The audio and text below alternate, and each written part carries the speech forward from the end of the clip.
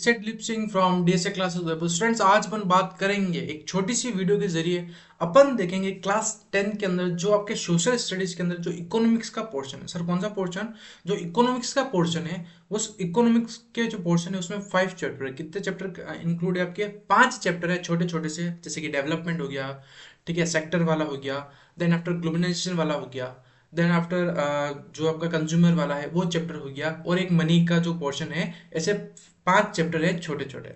जो 5 चैप्टर है, इन पांचों चैप्टर के जो मोस्ट इंपोर्टेंट जो एमसीक्यू क्वेश्चन है, या फिर मैं कह सकता हूँ पीवाईक्यू यानी प्रीवियस ईयर क्वेश्चंस, जो एमसीक्यू फॉर्म में आपके आरबीएसई बोर्ड्स ने जो क्वेश्चंस पूछ रखे हैं, या फिर जो सीबीएसई बोर्ड्स ने यहाँ से जो क्वेश्चंस पूछ रखे हैं, उन सब क्वेश्चंस का क्रक्स एक ही वीडियो के अंदर, एक ही स्लाइड्स के अंदर आपको आज दिखने को मिलेगा। इस वीडियो को ज्यादा से ज्यादा शेयर करना, जो भी क्लास 10 के स्टूडेंट्स है वहां तक इस वीडियो को जरूर पहुंचाना, और अभी तक जिसने चैनल को सब्सक्राइब नहीं किया हो तो चैनल को सब्सक्राइब जरूर कर देना। चलेगा, बिना किसी टाइम को वेस्ट किए हमारा वीडियो स्टार्ट करते हैं। देखिएगा, फर्स्ट क्वेश्चन की बात करते हैं तो डेवलपमेंट चैप्टर है, वहां का फर्स्ट क्वेश्चन है, development of a country can be generally be determined by. यानी कि क्वेश्चन नंबर फर्स्ट बोल रहा है कि जो डेवलपमेंट होता है किसी भी कंट्री का, वो किसके ऊपर बेस्ड रहता है। तो मेन मेन चीजें क्या होती है इसके अंदर? इट्स पर कैपिटा इनकम। यस, बिल्कुल सही बात है कि पर कैपिटा इनकम के ऊपर डेवलपमेंट बेस्ड रहता है। नेक्स्ट पढ़ते हैं, it's average literacy rate. Yes, यह भी हो सकता है। आगे पढ़ते हैं, health status of its people, यानी कि वहाँ की जो जनरल पब्लिक है, वहाँ के जो पीपल है, वो जो लोग हैं, उनकी हेल्थ स्टेटस से भी अपन डेवलपमेंट का स्टेटस पता कर सकते हैं। और फोर्थ ऑप्शन है वो है ऑल ऑफ दिस।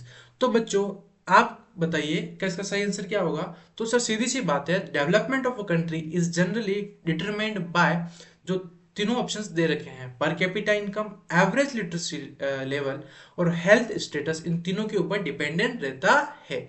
तो फर्स्ट क्वेश्चन का जो सही आंसर होगा वो होगा ऑप्शन नंबर 4, यानी कि ऑल ऑफ दिस। चलेगा, आगे बात करते हैं। बच्चों, क्वेश्चन नंबर सेकंड की बात करते हैं, which of the following countries have better performance in the term of human development in India. यानी कि आपको बताना है कि किस कंट्री का ह्यूमन डेवलपमेंट जो है, एसडीआई है, वो किस कंट्री का अच्छा है। ठीक है, तो श्रीलंका है। खुद देखो बच्चों, कुछ क्वेश्चंस हो सकते हैं तो आप सोच रहे होंगे कि सर ये तो हमने पढ़ा ही नहीं। तो कुछ क्वेश्चंस क्या होता है, इकोनॉमिक्स में हर साल चेंज होता रहता है, इकोनॉमिक्स का डेटा चेंज होता रहता है, तो कुछ क्वेश्चन आपको एज इट इज लर्न करने हैं। तो ध्यान रखना, which of the following countries have the better performance in the term of the human development then India. ठीक है, ह्यूमन डेवलपमेंट किसका अच्छा है, परफॉर्मेंस किसकी बेटर है, तो वो है आपकी श्रीलंका की। किसकी है बच्चों? श्रीलंका की। Which of the following is the development goal common to all. यानी कि जो डेवलपमेंट है, जैसे कि आप सभी को पता है, डेवलपमेंट हर एक इंडिविजुअल्स का, हर एक पर्सन का, फर्म्स का, सबका अलग अलग होता है। तो ये बोल रहा है, which of the following is the development goal common to all. यानी कि ऐसा कौन सा पॉइंट है जो आइडेंटिफाई करता है सबके लिए समान है, कॉमन है। तो फ्रीडम, ठीक है, हो सकता है ये भी, regular work, security and the respect, high level of income and better quality of life. Sir fourth option क्यों हुआ? तो बच्चों ध्यान रखना, यहाँ पर दो चीज बता रखी है। सर दो चीज क्या क्या बता रखी है? एक तो है आपका high level of income, income की बात भी कर दी, ठीक है, और बेटर क्वालिटी ऑफ लाइफ। इसलिए बच्चों यहाँ पर जो सही आंसर हुआ क्यों, कौन सा हो गया? Option number 4। आई होप कि ये क्वेश्चंस आपको समझ में आ रहे होंगे, और आप को कुछ भी इश्यू आता है तो जो हमारा WhatsApp number, sir WhatsApp number तो बताओ क्या है? 9462205541, डीएसए क्लासेस उदयपुर का जो चैनल है, यूट्यूब चैनल है, जो ऑफलाइन क्लासेस है, यहाँ से आपका जो पर्टिकुलर डाउट है वो आप हमसे पूछ सकते हो, और आपकी तैयारी को और भी अच्छा बूस्ट कर सकते हो। ठीक है, हमारी क्लासेस कॉमर्स और साइंस मैथ्स के लिए रहती है। ठीक है, चलिएगा सर, बहुत ही अच्छा, आगे चलते हैं।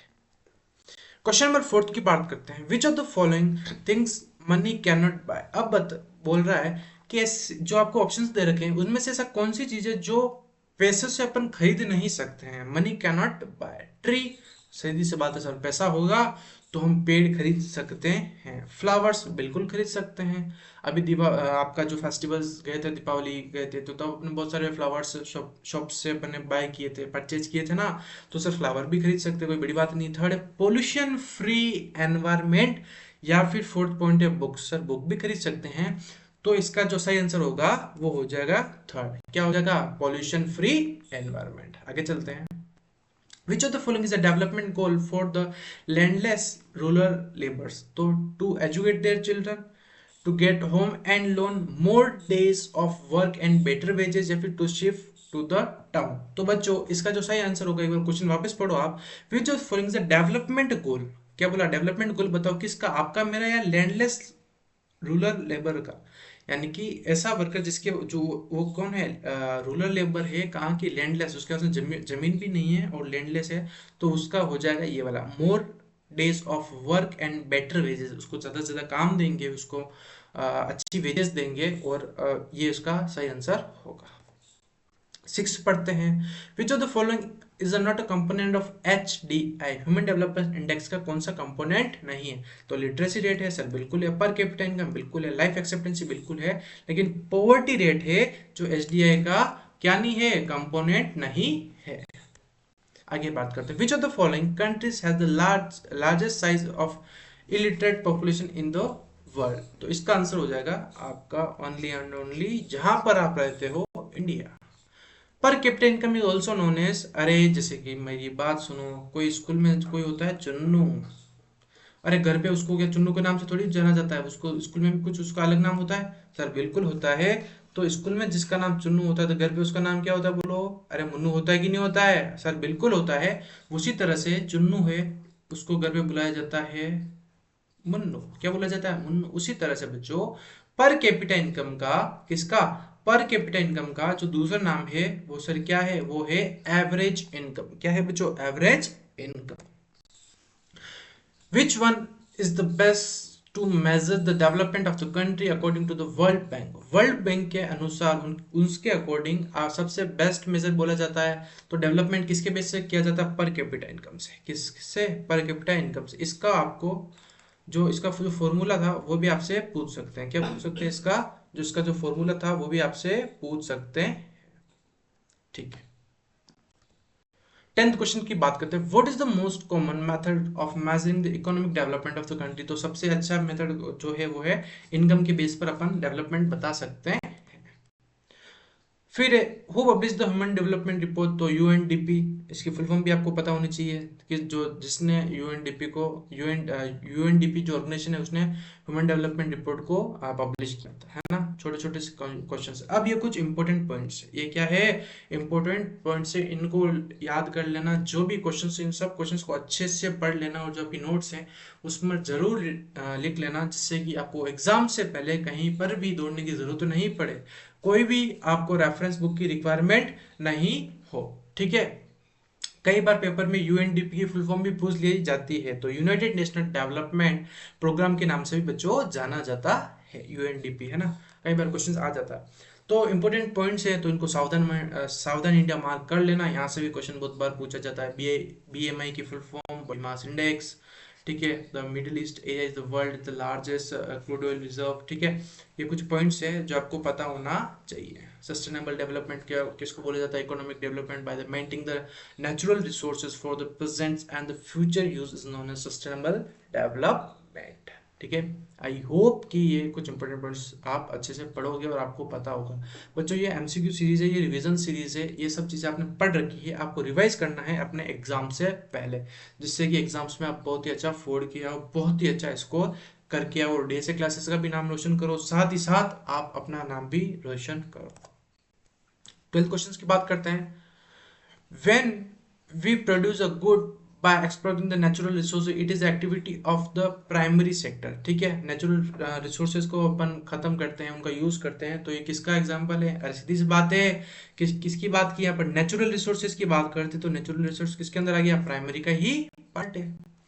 Which of the following is the occupational is not the associated with the primary sector। अब बताना प्राइमरी सेक्टर कौन सा नहीं है, तो ये पढ़ लेना, नॉर्मल है। ठीक है। Point number 4, with the following is the activity of the secondary sector. अब इसमें से बताना कि सेकेंडरी सेक्टर की कौन सी है। तो ये मैन्युफैक्चरिंग आपको डायरेक्टली दिख रही है, तो किसका हो जाएगा, आपका सेकेंडरी सेक्टर का हो जाएगा। विच of the following economic activities not in the tertiary sector. Tertiary sector में कौन सा नहीं आता है, तो दिख रहा है कि जो भी सर्विस सेक्टर का पार्ट होता है, किसका, सर्विस सेक्टर का जो पार्ट होता है वो कहाँ पर जाता है, वो जाता है टर्शरी। और वो कहाँ जाता है, टर्शरी सेक्टर में जाता है। तो बैंकिंग भी सर्विस का पार्ट है, टीचिंग भी सर्विस का पार्ट है, वर्किंग इन कॉल सेंटरिंग ये भी किसका, टीचिंग का पार्ट है। तो कौन सा बचा, ये वाला point number second. Fifth question की बात करते हैं। Which of the following is an example of the tertiary sector. कौन सा है टर्शियरी सेक्टर का एग्जांपल, सामने दिख रहा है बैंकिंग। फिर communication is an activity, communication किसका है, टर्शियरी का पार्ट है, ये भी सर्विस का ही पार्ट है आपका। तो another name of the tertiary sector is service sector, ये भी आपने बहुत ही अच्छे तरीके से पढ़ रखा है। The the task of the collection of the data in the all the three sector of an economy is done by which of the following organization। वो है NSO। क्या है, वो है NSSO। ये पॉइंट भी एक अच्छा याद रखने वाला पॉइंट है। और और आपको क्या करना है बच्चों, ये जितने भी ये ऑर्गेनाइजेशन है इन सब के आपको डेफिनेट मतलब इनकी जो फुल फॉर्म है वो लिखनी है ना अपने नोट्स में। Which of the following is the most appropriate meaning of the under employment का क्या होता है, तो सबसे workers are work in lazy manners, ये इसका प्योर मीनिंग होता है। ठीक है, नेक्स्ट बात करते हैं 20 क्वेश्चन की। When more people are engage in the work they are required, तो इसको क्या बोला जाता है, डिस्क्रीज अनएम्प्लॉयमेंट बोला जाता है। यानी जितनी की रिक्वायरमेंट नहीं है उससे ज्यादा लोग एक फील्ड के अंदर, एक खेत के अंदर काम करते हैं, वर्क करते हैं, उसको क्या बोला जाता है, डिस्क्रीज अनएम्प्लॉयमेंट बोला जाता है। 21 की बात करते हैं। व्हेन वाज जो नरेगा वाला जो एक्शंस था गवर्नमेंट ने लिया था, ठीक है, पॉलिसीज थी, वो कब आई थी, 2005 में। इसकी फुल फॉर्म भी आपको पता होनी चाहिए, क्या है, पता होनी चाहिए। ठीक है, आगे बात करते हैं। Which section has the provision of the paid leave. ठीक है, तो किसके अंदर मिलती है, सीधी सी बात है, अरे लीव्स किसके अंदर मिलती है, जहां पर सिक्योरिटी होगी वहां पर, यानी ऑर्गेनाइज सेक्टर के अंदर। The dash sector is characterized by the small and the scale unit which is largely outside the control of the government। कौन सा होता है, अनऑर्गेनाइज सेक्टर होता है, जो कि गवर्नमेंट के कंट्रोल में, जो कि आपके गवर्नमेंट के कंट्रोल में नहीं होता है। ठीक है, फिर which of the following is not an example of the public sector. ऐसा कौन सा है जो पब्लिक सेक्टर का एग्जांपल नहीं है, तो वो है आपका option number 4। The motive of the public sector enterprises is, ठीक है, जो होता है वो क्या होता है, समाज सेवा यानी सोशल वेलफेयर मेन मोटिव होता है पब्लिक सेक्टर का।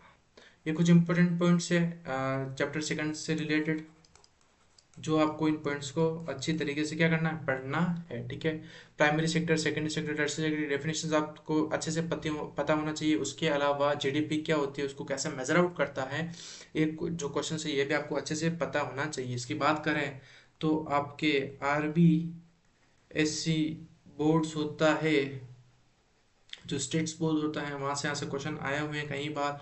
इसके अलावा आपका CBSE में भी डिफरेंस बिटवीन के अंदर से क्वेश्चन आया था, प्राइमरी सेकेंडरी और टर्शियरी सेक्टर का। ठीक है, तो whether you are in CBSE RBSE दोनों के लिए मोर रिलेवेंट है as compare to ICSE board. ठीक है, तो इन जो मोस्टली जो CBSE वाले हैं एंड देन RBSE वाले जो दोनों बैच हैं DSA के, वो इस चीज़ का थोड़ा क्या करें, थोड़ा ज़्यादा ध्यान रखें। ठीक है, ICSE का तो इतना इंपॉर्टेंट नहीं रहता ये वाला पोर्शन। आगे बात करते हैं। फिर difference between the organise and unorganise sector, ये पता होना चाहिए। Explain the important of the tertiary sector in India, ये भी एक अच्छा क्वेश्चन है। जो ये इंपॉर्टेंट क्वेश्चन है इनको हल्के में मत लेना, बहुत इनके ऊपर सावधान इंडिया मार्क कर लेना। यहाँ से आपको जो आपके बोर्ड से उसके अंदर पेपर्स जो होने वाले हैं वहाँ से यहाँ से क्वेश्चन देखने को मिल सकते हैं। इसके अलावा आप CBSE बोर्ड से हो या फिर RBSE बोर्ड से हो, यहाँ से आपकी जो हाफ ईयरलीज होने वाली है यहाँ से भी आपको भर भर के क्वेश्चन देखने को मिल सकते हैं। आगे चलते हैं। ये कुछ पब्लिक सेक्टर क्या होती है, private sector sectors, economic activities क्या होती है, उनके बारे में तरह का है आपको। ठीक है, which among the following is the essential features of the barter system, क्या होता है, अरे exchange of the goods to goods वो होता है। ठीक है, तो इसका फीचर्स बताना है, तो कौन सा फीचर है, तो इसके अंदर जो सेकंड वाला है वो दिख रहा है आपको, ये इसका फीचर्स हो गया है ना।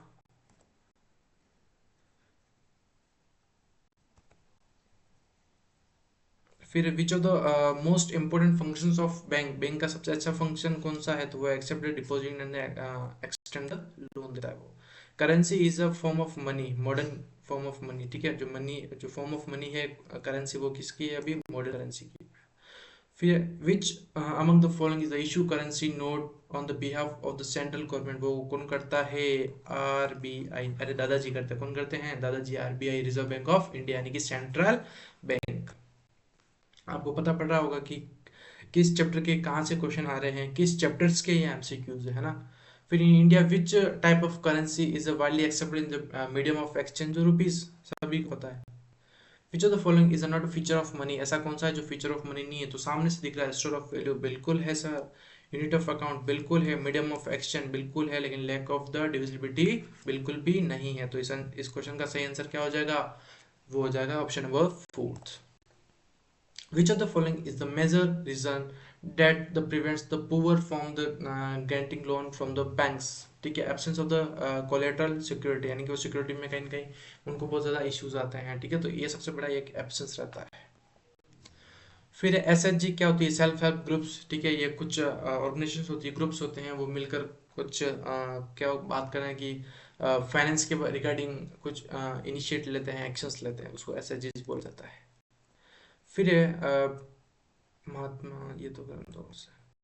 फिर ये इंपॉर्टेंट पॉइंट्स है मनी से रिलेटेड, ये आपको पता होना चाहिए, डिफाइन द टर्म मनी आ सकता है, मनी की डेफिनेशन एंड इट्स फंक्शंस, ठीक है, बार्टर सिस्टम क्या होता है, इसकी लिमिटेशंस क्या है, इसकी कमियां क्या है, ठीक है, क्रेडिट क्या होता है, उसका रोल्स क्या है, ठीक है, तो क्रेडिट की डेफिनेशन यहाँ पर अच्छे से लिख करके आपको लिखनी है ना, ये सब चीज़ें आपको आपकी जो नोट्स है उसमें लिखना है। कोलेटरल क्या होता है, सेल्फ हेल्प ग्रुप्स क्या होते हैं, उसके बेनिफिट्स क्या है, ठीक है, चेक बुक क्या होती है, एटीएम क्या होते हैं, एडवांटेज उसके, फिर role of RBI, issue of currency, ये सब आपको पता होना चाहिए। Which of the following is the feature of the multinational company, multinational company का कौन सा फीचर है, तो इट ऑन और control production in more than one nation, it set up the factories which are the close to the market, it organize the production in the complex way, या फिर it employs labor only for its own country, तो which of the following is not a feature of MNC या फिर multinational company, तो first है बिल्कुल है, second है बिल्कुल है, थर्ड है बिल्कुल है, यानी कि जो फोर्थ ऑप्शन है वो इसका कह सकते हैं कि फीचर नहीं, किसका, आपका मेरा है, मल्टीनेशनल का, मल्टीनेशनल कंपनीज का। आगे बात करते हैं, investment made by multinational company is called trade barrier, क्या होता है, जो इन्वेस्टमेंट करती है एमएनसी मल्टीनेशनल कंपनी, उसको बोला जाता है ट्रेड बैरियर्स, ठीक है। When did the Ford Motors come in India, ठीक है, फोर्ड्स कब आया था, तो 1995, ये कुछ डेटा है जो आपको पता होना चाहिए कि फोर्ड कब आया था अपने कंट्री में। अरे सब जानते हो ना, फोर्ड तो क्या होता है, फोर्ड कंपनी है, अरे गाड़ी वाड़ी देखिए उसकी, हाँ। In which year the Indian government decide to remove the barriers on the foreign trade and the foreign investment, तो कब जो भारतीय सरकार थी, इंडियन गवर्नमेंट थी, उसने जो बैरियर्स थे, किसके ऊपर बैरियर्स थे, जो आपके बैरियर्स को रिमूव किए, फॉरेन ट्रेड और फॉरेन इन्वेस्टमेंट पर जो बैरियर्स थे वो हटाए, कब हटाए सर, वो होता है 1991, उसके बाद में फोर्ड आई थी आपके इंडिया में, 19 जब भी आई थी वो आपको मैंने आपको बता दिया कब आई थी, देख लो, ये आई थी 1995, और बैरियर्स कब बटे, 1991 को। Which is the main function of the new economic policy, privatisation, globalisation और लिबरलाइजेशन, यानी कि एलपीजी। फिर name the organisation which emphasize on the liberalization of the foreign trade and the foreign investment in India, वो है WTO, world trade organisation. फिर globalisation does not involve which of the following, ठीक है, globalisation के अंदर क्या क्या चीज़ें इंक्लूड नहीं होती, तो movement of the people between countries for job education, rapid integration between the countries, increase tax और इम्पोर्ट, फिर more goods and services moving between the countries, तो इसका साइंस जो ऑप्शन है वो हो जाएगा ऑप्शन नंबर थर्ड।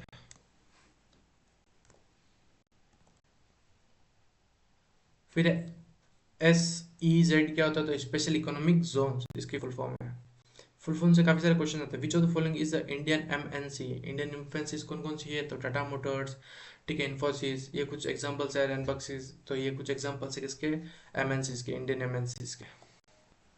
फिर foreign trade given more number of choice for buyers, यानी कि बायर्स के पास में बहुत ज़्यादा एक चॉइस, वाइड चॉइस रहती है कि आप ये गुड्स भी खरीद सकते हो, ये भी खरीद सकते हो, है ना। तो जो गुड्स अपने पास में कह सकते हैं कि वाइड चॉइस रहती है, वो किसकी वजह से पॉसिबल हुआ? Only for trade, foreign trade की वजह से। क्या किसकी वजह से? ओनली फॉर फॉरेन ट्रेड की वजह से। तो ये चैप्टर नंबर 4 कौन सा है? चैप्टर नंबर 4 के कुछ इंपॉर्टेंट पॉइंट्स जो आपको लिखने हैं। ग्लोबलाइजेशन क्या होता है, लिबरलाइजेशन क्या होता है, एमएनसीज क्या है, इम्पैक्ट क्या थे, रोल ऑफ आईटीसीज क्या है, डब्ल्यूटी क्या है, एफडीआई क्या है, ठीक है, इम्पैक्ट ऑन फार्मर्स पे क्या, आउटसोर्सिंग क्या है, ये कुछ पॉइंट्स थे जो आपको पता होना चाहिए। फिर आगे बात करते हैं, person who purchase goods and services in the market according to his need is known as consumer, ठीक है। एक ऐसा पर्सन, वो कोई भी पर्टिकुलर गुड्स को बाय कर मतलब खरीदता है अपने नीड्स के अकॉर्डिंग, उसको क्या बोला जाता है सर? उसको बोला जाता है कंज्यूमर। क्या बोला जाता है सर? कंज्यूमर। आगे बात करते हैं, when did the United Nations adopt the guidelines of the consumer protection? वो आया था 1985। कब आया था? 1985। फिर है कोपरा, स्टैंड फॉर COPRA, वो है कंज्यूमर प्रोटेक्शन एक्ट। क्या है? Consumer protection act. आगे बात करते हैं, when was the consumer protection act pass in India? Consumer protection act यानी कोपरा कब पास हुआ था इंडिया में?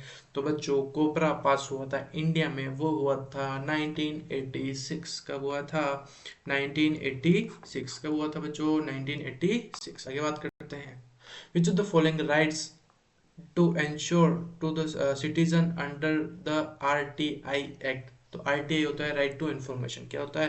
राइट टू इन्फॉर्मेशन, यानी कि हर एक कंज्यूमर को एक अधिकार है कि उस पर्टिकुलर प्रोडक्ट की आपको प्रॉपर नॉलेज होनी चाहिए। आप उसके बारे में पूछ सकते हो कि इसकी प्राइस क्या है, इसकी MRP क्या है, कब एक्सपायर डेट होगी इस पर्टिकुलर प्रोडक्ट को, कैसे यूज करते थे, यानी उसके बारे, उस पर्टिकुलर प्रोडक्ट के बारे में जो भी इन्फॉर्मेशन है वो आप उस सेलर से ले सकते हो अकॉर्डिंग टू कौन से act? RTI, right to information. क्या है? राइट टू इंफॉर्मेशन, ठीक है। Which of the following is not a consumer right? ठीक है, right to safety, right to seek retrieval, right to education, right to equality, ठीक है। ये वाला जो पॉइंट है वो क्या है? कोई भी राइट्स में, कंज्यूमर राइट्स में नहीं गिवन है। Which of the following organisation does not provide the certification of the station in India? तो NSSO, इसको लर्न करना, ठीक है, नॉर्मल है। Which of the following certification mark is used in case of the food product? तो egg mark होता है। क्या होता है? जो फूड प्रोडक्ट होते हैं उसके ऊपर कौन सा मार्क लगता है? Egg mark. तो आपको पता होना चाहिए हॉल मार्क कहाँ पर लगता है, ISI मार्क कहाँ लगता है, ये आप पता करके मेरे को बताओगे, है ना। आपको पता होना चाहिए हॉल मार्क किस प्रोडक्ट पे मिलता है, लगता है, एग मार्क फूड प्रोडक्ट पे लगता है, ISI मार्क कहाँ पर लगता है, ठीक है। The district level court deal with the cases involving the rupees, जो रुपीज जो क्लेम कर सकते हो वो 20 लाख रुपए तक के, 20 लाख रुपए तक आप उसके ऊपर क्लेम कर सकते हो पैसा। कहाँ पर? डिस्ट्रिक्ट लेवल पर। फिर when in national consumer day celebrated in India? वो है 24 दिसंबर, 24th of the December we will celebrate the national consumer day. अभी आने वाला है, ठीक है। तो सब जने अपने घर पर बर्थडे मनाना। किसका? आपका, मेरा, या फिर नेशनल कंज्यूमर डे का? नेशनल कंज्यूमर डे का। अपन सब कंज्यूमर है। तो ये चैप्टर नंबर 5 के इंपॉर्टेंट कुछ पॉइंट्स है, जैसे कि right to safety, consumers have the right to be protected against the goods and services, ठीक है। Right to inform, right to choose, right to hear, right to seek redressal, consumer education, ठीक है। तो students, आज की इस video के अंदर अपन ने 50+ ऐसे MCQs किए हैं कि जब जब आपके RBC बोर्ड, CBSE बोर्ड्स ने जब जब बोर्ड्स के पेपर लिए थे, तब तब आपके लिए DSA क्लासेस ने उन पेपर्स को एनालिसिस करके मोस्ट इंपोर्टेंट 50+ MCQs आपके लिए, चुनु मुनु बच्चों के लिए, क्लास 10 के स्टूडेंट्स के लिए DSA क्लासेस ने बहुत ही अच्छे तरीके से आपको, आपके सामने PPT बनी है और आपको क्वेश्चंस को एक्सप्लेन किया गया है। आई होप कि आपको किसी भी क्वेश्चंस में दिक्कत नहीं आ रही होगी। अगर किसी भी MCQ में, किसी पर्टिकुलर पॉइंट में आपको कुछ भी इशू आए तो सर आपको क्या करना है, जो हमारा व्हाट्सएप नंबर है 9462205541, वहाँ से आप हमसे कनेक्ट हो सकते हैं और हमारी जो टेक्निकल टीम है वो आपको बहुत ही अच्छे तरीके से समझा देगी कि इस क्वेश्चन में क्या करना है। और भी कुछ भी अगर आपको फीडबैक देना हो तो आप हमको कमेंट को बॉक्स में ज़रूर लिख के बता सकते हो, कि हमारे जो चैनल के बारे में बता सकते हो, DSA क्लासेस के बारे में बता सकते हो कि। And thank you and have a nice day team DSA।